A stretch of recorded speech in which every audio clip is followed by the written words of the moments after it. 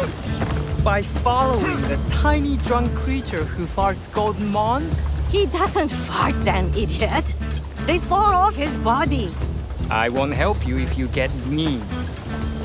Where do we find him? He seems to love sake in summertime. The trick is to find him passed out when the sun is high. Man, this game feels cursed. If you clicked on this video, you probably already know about the criticisms, controversies, and drama surrounding Assassin's Creed Shadows. From the lukewarm reaction to its reveal, debates over historical accuracy, and Ubisoft's financial struggles, to underwhelming gameplay previews, and copies of the game leaking weeks before launch, Shadows has had a rough road leading up to release. Still, I wanted to go in with an open mind and tempered expectations. I'm in a unique position when it comes to reviewing Shadows. The last Assassin's Creed game I played from start to finish was Black Flag, which I absolutely loved. I also played the Ezio trilogy and Assassin's Creed 3, but beyond that I haven't touched any of the newer RPG style entries. I gave Origins a shot about a year after its release, but only for a few hours. So when it comes to Shadows, I'm going in fresh without the baggage of the last decade of Assassin's Creed's evolution. That said, I'm well aware of the criticisms surrounding Valhalla, the bloated grind, the excessive playtime, and Ubisoft's formulaic open world design. And to its credit, Shadows does make an effort to address those issues. If you're an Assassin's Creed fan, there's a lot to like here. I enjoyed a good chunk of my time with the game. But if I'm being honest, it's hard to shake the feeling that Shadows plays it too safe. For all its improvements, it still clings too tightly to Ubisoft's outdated formula. It doesn't do enough to merge the stealth and parkour of the older games with the RPG-heavy, action-adventure style of the newer ones. I won't go into spoilers, but I'll just say up front that the story didn't exactly blow me away either. And the biggest problem, for all that Shadows tries to do, it never quite escapes the shadow of a similar game that did it better, 5 years ago. As a heads up, this review will be spoiler-free. I'll touch on the game's opening hours, but I won't be revealing or discussing any major story moments. The footage you'll be seeing is from the first 20 hours of the game, once you get control of both Naue and Yasuke to explore the open world. Years ago, my journey started at sea, as it must for all who journey to these lands.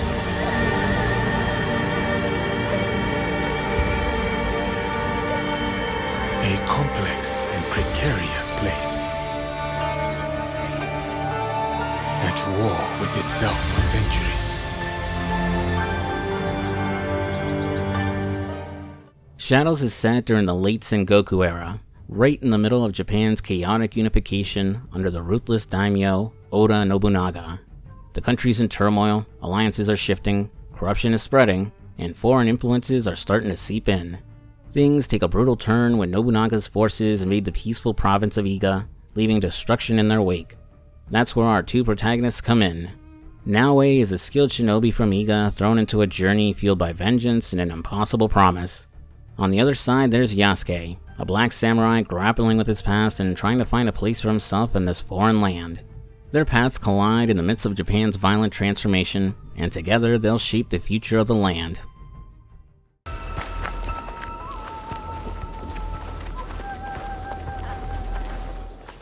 First, let's get into the performance and technical issues. I was given a review code for the PC version of Assassin's Creed Shadows, so I can't comment on what the experience is like on consoles. While better than recent PC releases, and I didn't run into any game-breaking bugs, crashes, or severe performance issues, Shadows is a little rough around the edges at launch. I have a pretty beefy rig running an RTX 4090, and the game can run comfortably at 60 frames per second at 1080p most of the time. Not so much when I bumped up the resolution to 4K, which hovered around 45 frames per second. Not great, but I found it acceptable for my experience, as the frame drops weren't distracting or impacting the gameplay. That is, until I entered Sakai for the first time. That's where the frame rate really took a hit, nosediving below 30 frames per second every time I passed through Sakai or the other big towns. The worst drop I saw happened during a mission where Naue and her allies storm an enemy castle. The sheer number of NPCs on screen fighting each other caused the game to stutter. Outside of frame rate issues, the only other technical hiccup I ran into was some slowdown and lag when navigating the hideout customization menu. Other than that, I only experienced minor bugs. NPCs getting stuck in animations, occasional pop-in while riding my horse, and some inconsistent load times. Ubisoft has stated a day 1 patch is coming to address general performance and stability issues before the official launch of the game, which should go live around the time this video drops. Shadows does support Nvidia's DLSS frame generation, and turning it on, it effectively doubled my frame rate, bumping it up to around 100 FPS in the open world and 75 to 90 in cities and large settlements. While I didn't notice any major visual downgrade, while DLSS is active, weather effects like rain become more pronounced. Your mileage may vary, but if you don't have a GPU that supports DLSS, I'd recommend waiting to see if the day 1 patch improves performance before committing. One last thing, all the cutscenes are capped at 30 frames per second. At first I thought they were all pre-rendered, but some scenes reflect whatever armor Naoe and Yasuke are wearing, meaning some are being rendered in-game. I couldn't find any settings to change this, so I assume it's a stylistic choice to maintain a cinematic feel. The last few Assassin's Creed games have done this too, but it just threw me off at first. Especially since the opening 15 minutes is basically one long cutscene. I thought my performance was really taking a hit until I finally got control of Yasuke.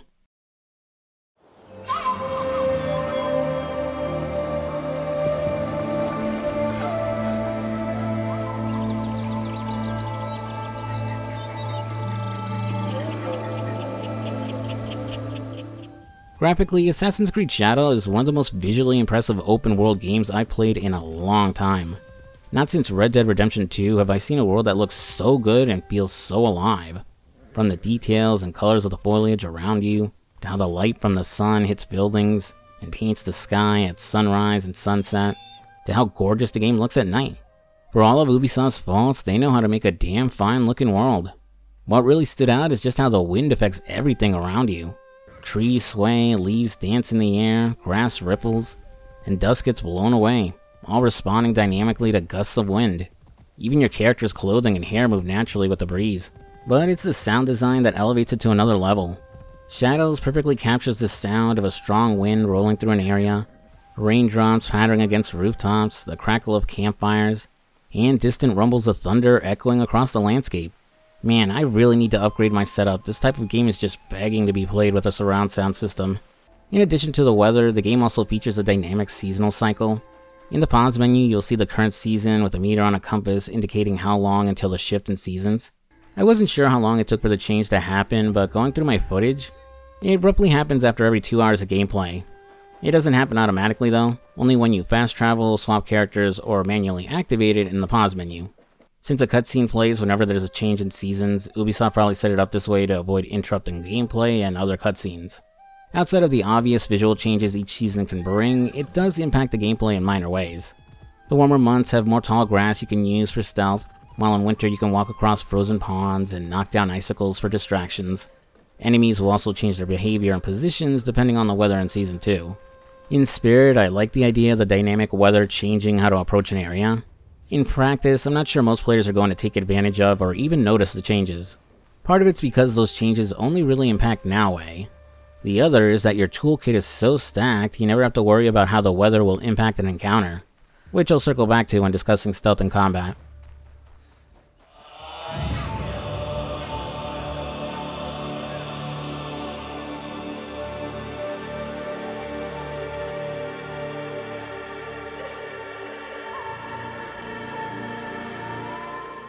Like recent Assassin's Creed games, Shadows features a massive open world divided into multiple regions, each with a recommended level range for when you should visit them. Thankfully, despite its size, the map isn't as bloated as Valhalla's, avoiding the overwhelming sprawl and grind that made that game feel exhausting to explore, which is helped along with how fast your horse moves when outside of towns, so it never feels like it takes too long to get anywhere. As for traversal, viewpoints make a return. Climb to a high point, let the camera pan around, and boom, you've unlocked a new fast travel point. Nearby points of interest will also show up, but instead of just appearing on your map automatically, you need to manually scan the area from the viewpoint to mark spots on the map. I get that the idea is to make you feel like you're actually scouting your surroundings, which you'll do a lot when infiltrating enemy strongholds, but in practice it's just an extra step or something that's functionally the same as before. As for optional side content, you can observe wildlife to create sumi-e paintings to display in your hideout. While exploring, you'll come across peasants in need of help. Sometimes it's a simple conversation, other times you'll be rescuing them from bandits, or they just need some money to get by. The rewards for helping are usually minor, like a bit of world intel that adds a nearby point of interest to your map. Occasionally, these NPCs can be recruited as scouts to gather info, but I'll circle back to that in a bit. There's also shrines and temples scattered throughout the world where you can pray or collect lost scrolls to earn knowledge points, which are needed to unlock new skills. You can also earn them by having Naoe meditate and reflect on her past, having Yasuke practice kata with sword masters in a sort of rhythm minigame, and finally by exploring kofuns, small tomb-like locations that act as a sort of traversal puzzle. These were a highlight for me as you had to move or destroy obstacles while also paying attention to the environment to figure out how to reach the chest waiting for you at the end of the tomb. Their design also avoids the repetitiveness of the other side content, which is why it stood out to me. Quick heads up, early on you might stumble across the Makino Kuromazuka Kofun, but you won't be able to enter it until you unlock Yasuke hours later, as he needs to carry an explosive to the entrance and detonate it to get inside, which Naoe can't do. I spent a good while running around trying to figure out how to get inside, or if the Kofun was bugged, since there wasn't a prompt explaining you couldn't enter it yet. Finally, there's quite a few side quests you can stumble on, which vary in quality and length. Sometimes it's just a brief one-off, like helping a dog retrieve a key to his dead master's belongings. Other times there are long, sprawling stories that have you traveling all over the map. Like the side quest where you need to hunt down and assassinate the members of a Ronin group called the Kabuki Mono. A side quest that surprised me was one where a woman asks you to play a game and collect 10 origami butterflies in Osaka. What I thought was a generic collect-a-thon mission turns into something bigger when you uncover a child kidnapping ring. There's also some basic contracts you can take on to assassinate someone, clear out a bandit camp, or loot some supplies. Nothing special, but a quick way to raise cash if you're hurting for money. I'll be honest, after 30 hours of playing, I've barely scratched the surface on what you can do in the side content. Hell, as I was finishing this video, I stumbled onto an optional romance for one of the leads. While what I've experienced hasn't exactly blown me away, it's serviceable at least. Outside of painting animals, which is just meh, even if you do bother to customize your hideout, the other repetitive content is brief and offers enough rewards to justify doing them, especially anything that rewards knowledge points. Side quests kinda vary. Occasionally you'll get an interesting story attached to them, but other times it's just another list of people to track down and kill. Honestly, a game this size needs time and more eyes from the community scouring every inch of it to find the hidden gems. I'll have to make changes to the place. Then it is time to start gathering supplies. Now, while I've been fair to Assassin's Creed Shadows so far in this review, now is where we start to run into its bigger issues. And there's just no way to spin this. The scout system and hideout are completely half-baked, borderline pointless, honestly. Scouts are supposed to be your intelligence network, gathering information on mission objectives, stealing supplies, and bringing in money to aid your fight. When it's introduced, the game makes it seem like an important feature, like you'll be actively recruiting NPCs to grow your network, strategically assigning them tasks and reaping different rewards depending on who you have. But scouts are just a resource. You don't manage them, you spend them.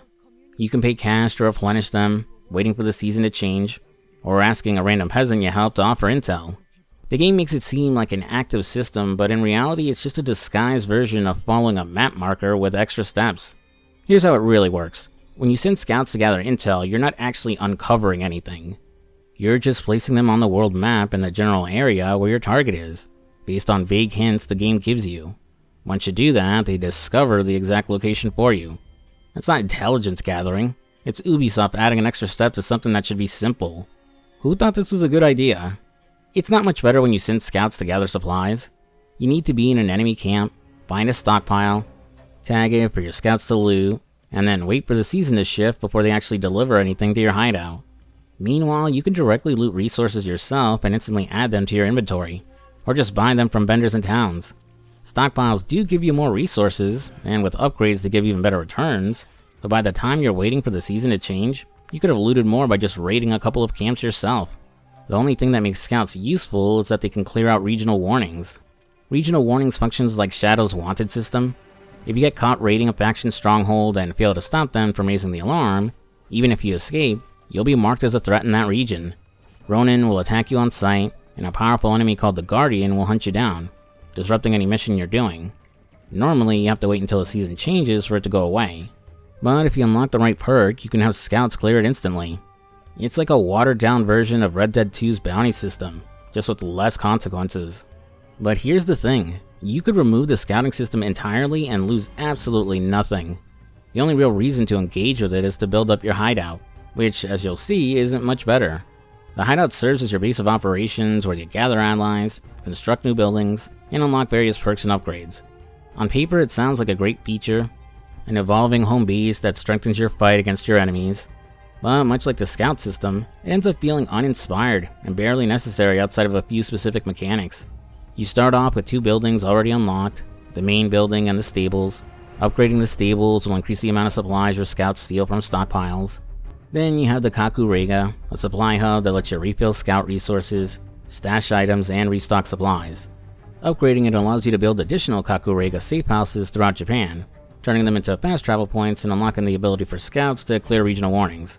Building the study increases your number of available scouts and reduces search zones, making an already ridiculous easy task even easier. It's like Ubisoft went out of their way to ensure there was zero challenge to this feature. Then there's the Forge, unlocked after you recruit a blacksmith named Heiji. This is where Shadows introduces crafting. You can dismantle and upgrade equipment to increase its stats and keep it in line with your current level. Eventually, you'll unlock engraving, allowing you to modify high-tier gear with perks that actually do something more interesting than just increasing damage numbers. I'll circle back to this in a second. And finally, there's the dojo, probably the most worthwhile part of the hideout. Here you can train and manage your recruited allies, and unlike scouts, these characters are actually useful. They're essentially summons with unique abilities and passive perks that assist you in fights. And more importantly, they actually feel like characters rather than just a resource to be spent. You have to find them, complete a few missions for them, and in some cases make the right decisions to convince them to join your fight. There's actual effort involved, which makes their addition to your team feel earned.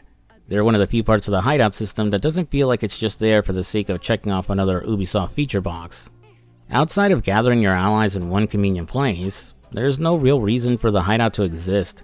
If you stripped out the scout system and resource gathering, the only worthwhile features would be the Kakurega for refilling supplies and taking contracts, the Forge for crafting and upgrading gear, and the dojo for improving and managing your allies. And here's the thing, all 3 of these could have just been placed in towns or major settlements. There's nothing about them that needs to be tied to a home base. Ubisoft could have easily combined them into something like an inn, making them more naturally integrated into the world, instead of having to constantly fast travel to one specific spot. At its core, the hideout is just a half-baked attempt at base building, trying to mix in elements from recruiting assassins and Brotherhood, and the homestead and convoy system from Assassin's Creed 3. And yet somehow those older games, over a decade old, have more depth, purpose, and actual thought put into their systems than Shadows does. Coming back to the Forge, the crafting system and loot mechanics in Shadows, I gotta be honest, I hate this whole tiered loot system that started showing up everywhere after Destiny blew up. Very few games actually do it well. In games like Dead Island, Dying Light, or Borderlands, it works because the variety of weapons, perks, and combat options allow you to actually build around specific gear. But in most games, the different rarities barely matter. It's just an arbitrary stat increase, and the few times you do get good perks that enhance your playstyle, they're locked behind the highest tier gear. And somehow Shadow makes that system even worse. Since you can upgrade any weapon or armor indefinitely, as long as you have the resources and unlock the next upgrade tier, everything below legendary is pointless. The moment you get your first legendary weapon or armor, everything else immediately becomes obsolete. Why would you swap out your lower level legendary for a higher level rare or epic, when you could just upgrade what you already have and make it better? In reality, you're just waiting for the next legendary that happens to have a better perk attached. Even swapping equipment for cosmetic reasons is meaningless, because once you upgrade the Forge, you can customize your gear to look like anything you've already looted. A good crafting system is about creating valuable resources, finding rare materials, and crafting unique gear with powerful effects that enhance how you play. But here, crafting is just a shallow way to make sure you're never underpowered. The only real reason to swap gear is if you get bored and feel like using a different weapon. Which brings us to the next issue, combat.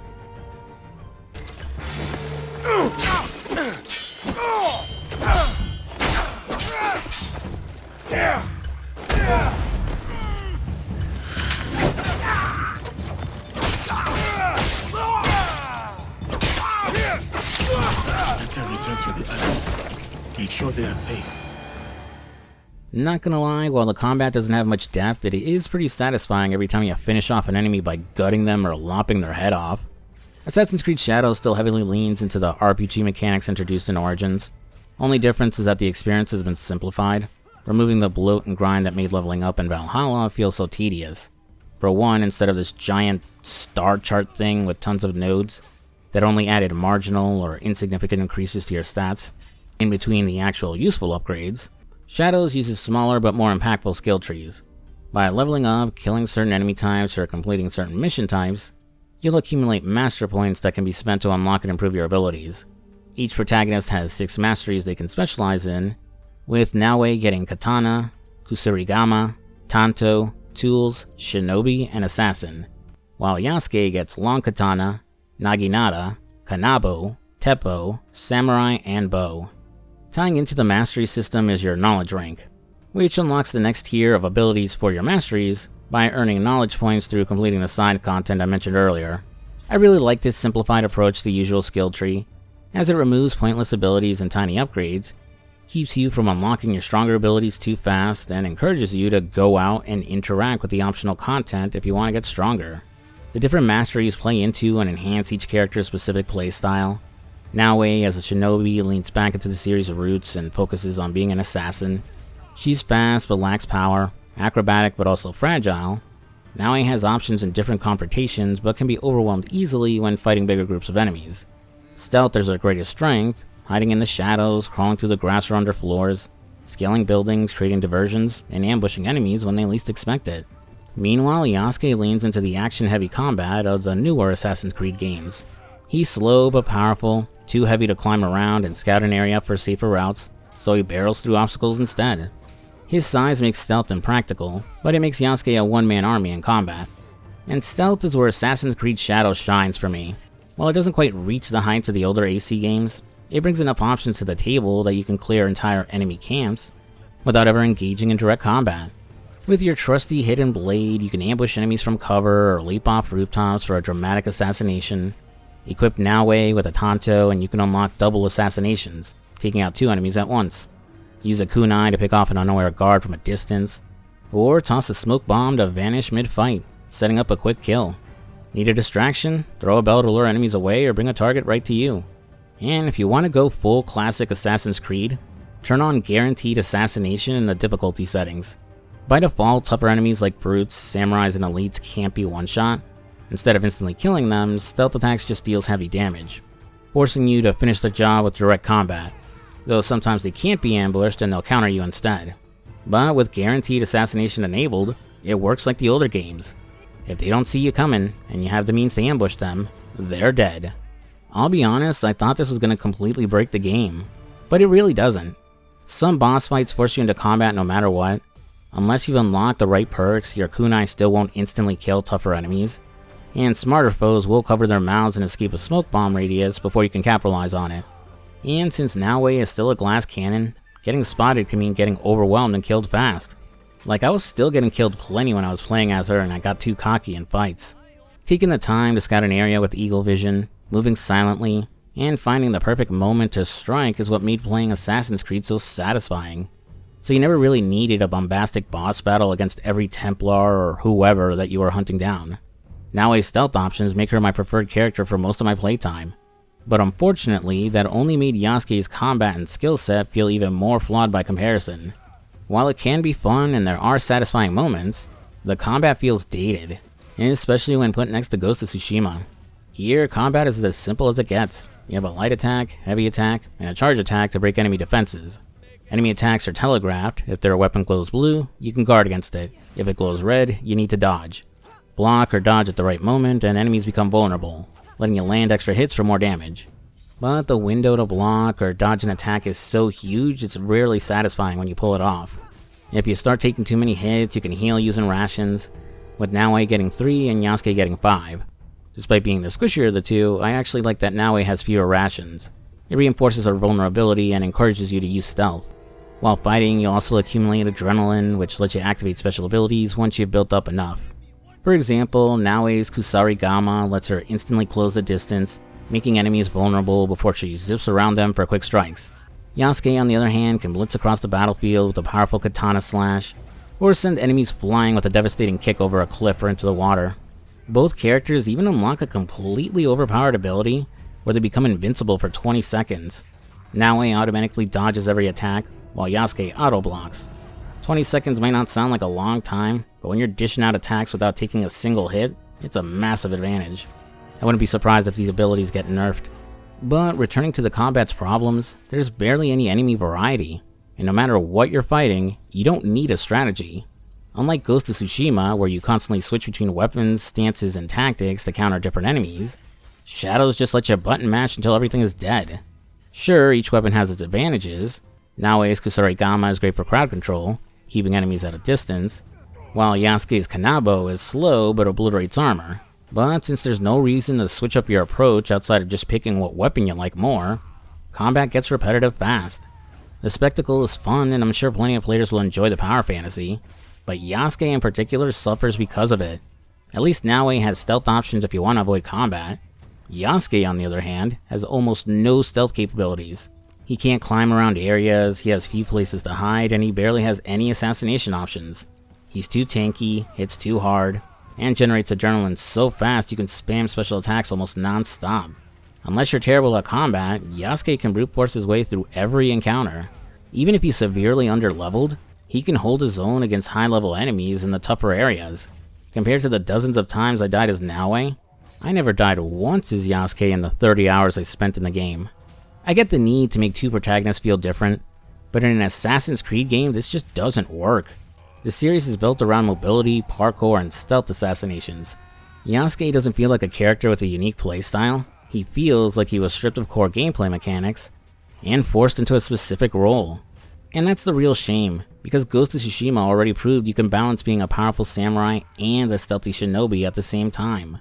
Both playstyles had their strengths, but more importantly, they worked together seamlessly. You could toss a smoke bomb, pick off a few enemies in the confusion, then instantly switch to your katana to cut down whoever was left. Because of the depth of combat and the enemy variety, skill mattered. If you messed up, you paid for it immediately. But once you mastered it, every fight felt satisfying to pull off. Honestly, while I like Naoe and Yasuke as characters, the game doesn't do enough to accommodate having two protagonists. Some missions change slightly depending on who you play as. Naoe sneaking into a building while Yasuke smashes through a locked door, but that's not enough. The gameplay would have benefited far more from having one character with access to both playstyles, allowing for different builds that accommodated players' preferred playstyle. I originally planned to discuss the story in more detail before wrapping up, but honestly it's impossible to fully explain my issues without diving into spoilers, and since I haven't finished the story yet, I'd rather hold off. Maybe in a few months, once the dust is settled and everyone's moved on from Assassin's Creed Shadows, I'll come back with a full critique breaking down its narrative. For now, I'll say this.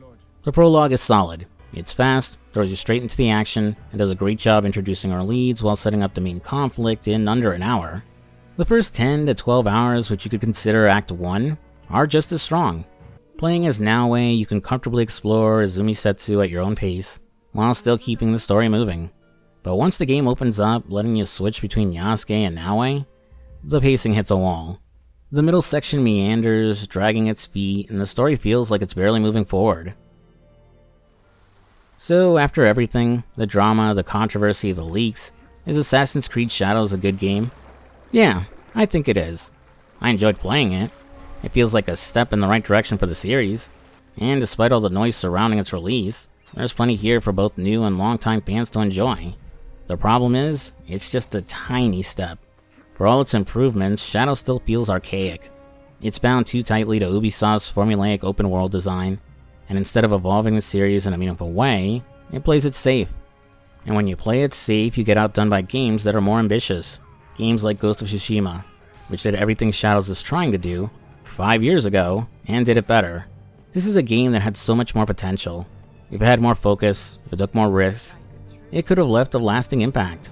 It could have stood alongside the very best Assassin's Creed games. Instead, it settles for being good when it could have been great. I have no doubt that plenty of people will enjoy this game at launch. It'll probably even sell well. But how many will come back to it after rolling credits? How many are even going to make it to the credits? And more importantly, how many will actually remember their time with Assassin's Creed Shadows by the end of the year, when Ghost of Yote releases?